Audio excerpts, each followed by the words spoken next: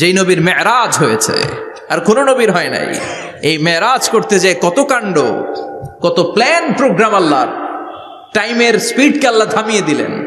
মক্কা থেকে উঠিয়ে বিশ্বনবীকে এক মরুভূমিতে রাখা হলো রাতে, বললেন দোয়া করেন।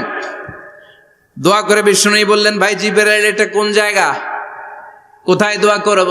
সাইয়েদনা জিবরাইল বলেন, নবী, কিছুদিন পরে এই জায়গায় আপনি হিজরত করে আসবেন, এই জায়গার নাম ইয়াসরিব, মদিনা। দোয়া করলেন। আবার সেখান থেকে তুলে এক পাহাড়ে রাখা হলো, নবী দোয়া করেন। দোয়া করে নবী বললেন, এটা কোন পাহাড়? অন্ধকার, আমি তো কিছু চিনি না। সাইয়েদনা জিবরাইল বললেন, নবী, এটা সাধারণ পাহাড় নয়, এই পাহাড়ের কথা আল্লাহ কোরআনে বলেছেন, এই পাহাড়ের কসম আল্লাহ কোরআনে খেয়েছেন। এই পাহাড়টা হলো আপনার ভাই মুসার পাহাড়, তুর পাহাড়। তুর পাহাড়ে তিনি দোয়া করলেন। কত কিছু করে বিশ্বনবীকে আল্লাহর আরশে নিয়ে যাওয়া হলো, সাহিবুল মেরাজ। বিশ্বনবী ছাড়া আর কোন নবীর কি এরকম মেরাজ হয়েছে? সবাই বলেন, হয়েছে?